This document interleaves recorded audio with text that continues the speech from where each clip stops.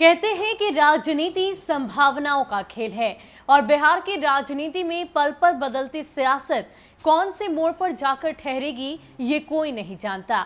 इन सब के बीच मुकेश सहनी की अगर बात करें तो मुकेश सहनी ने आज सामने आकर एक बड़ा ऐलान किया और ये कह दिया कि वो एनडीए की बैठक में शिरकत नहीं करेंगे। अब जैसे ही उन्होंने इस बात की चर्चा की है तब से जाहिर सी बात है बिहार के सियासी गलियारों में तरह तरह की चर्चाएं सामने आ रही है। आपको बता दें कि बिहार विधानसभा चुनाव में 11 सीटें बीजेपी की तरफ से उन्हें दी गई थी, जिनमें से 4 पर वो काबिज हुए। जिस तरीके से उन्होंने बॉयकॉट किया है एनडीए की बैठक को, अब ऐसे में ये सवाल खड़े हो रहे हैं कि क्या योगी सरकार का बदला मुकेश सहनी बिहार में निकालेंगे। ये सवाल इसलिए क्योंकि जिस तरीके से वाराणसी का पूरा प्रकरण सामने आया, उनके तमाम कार्यकर्ता नेताओं को नजरबंद किया गया, फूलन देवी की प्रतिमा का अनावरण वो नहीं कर पाए, इतना ही नहीं एयरपोर्ट पर उन्हें रोक दिया गया। अब ये पूरी तस्वीर जब से सामने आई है तब से लगातार चर्चाएं तो हो ही रही थी कि बीजेपी की तरफ से एक ऐसी तस्वीर सामने आई, मुकेश सहनी को रोकने की कोशिश की गई। लेकिन इन सब के बीच जब मुकेश सहनी ने इतना बड़ा बयान दिया है, अब ऐसे में बिहार के सियासी गलियारों में तरह तरह की चर्चाएं सामने आ रही है। अब सवाल एक ये भी है कि क्या बीजेपी इस पूरी तस्वीर को लेकर जिस तरह से मुकेश सहनी ने अपना बयान दिया है, क्या वो बैकफुट पर आएंगे।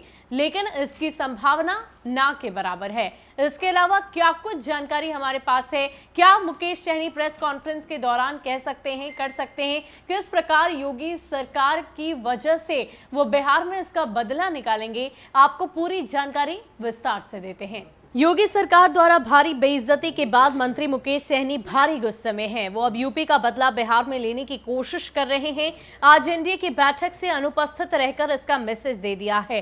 हालांकि बीजेपी मुकेश सहनी प्रकरण से बैकफुट पर आएगी, इसकी संभावना ना के बराबर है। बिहार विधानसभा चुनाव से ठीक पहले विकासशील इंसान पार्टी के मुखिया मुकेश सहनी ने तेजस्वी यादव का साथ छोड़ दिया था।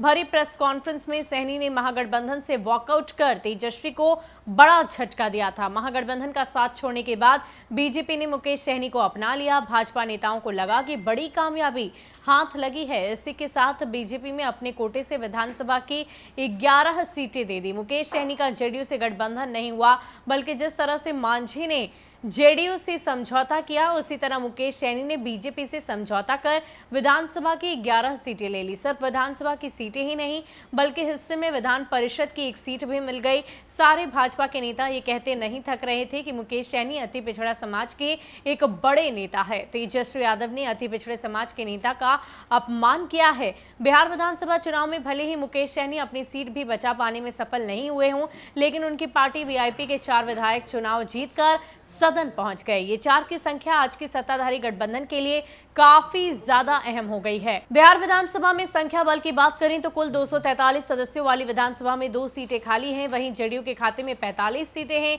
जबकि बीजेपी के खाते में 74, हिंदुस्तानी आवाम मोर्चा के पास 4, वीआईपी के पास कुल 4 विधायक है। इस तरह से बड़ी मुश्किल से बिहार एनडीए में बहुमत का आंकड़ा जुटा पाया है। बिहार विधानसभा में अभी बहुमत के लिए कम से कम 121 विधायकों का समर्थन चाहिए। अगर मुकेश सहनी नीतीश सरकार से समर्थन वापस ले लेते हैं तो संख्या घटकर 121 पर आ जाएगी। जीतन राम मांझी जिनके पास 4 विधायक हैं, वो भी सहनी के सुर में सुर मिला रहे हैं। ऐसे में नीतीश सरकार के लिए संकट और बढ़ सकती है। दरअसल मुकेश सहनी को पड़ोसी राज्य यूपी में विधानसभा चुनाव लड़ना है।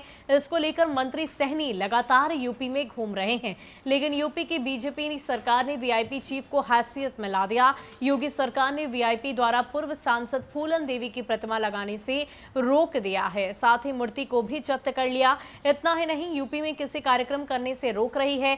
मुकेश सहनी को भी कल यूपी हवाई अड्डे पर नजरबंद कर दिया गया था, फिर बैरंग वापस भेज दिया गया। इससे मुकेश सहनी भारी गुस्से में हैं। सहनी अब यूपी का बदला बिहार में लेने की मंशा पाल रखे हैं, लिहाजा आज उन्होंने एनडीए की बैठक से अपने आप को अलग रखा है। हालांकि बीजेपी नेतृत्व के लिए बिहार से अधिक यूपी जरूरी है।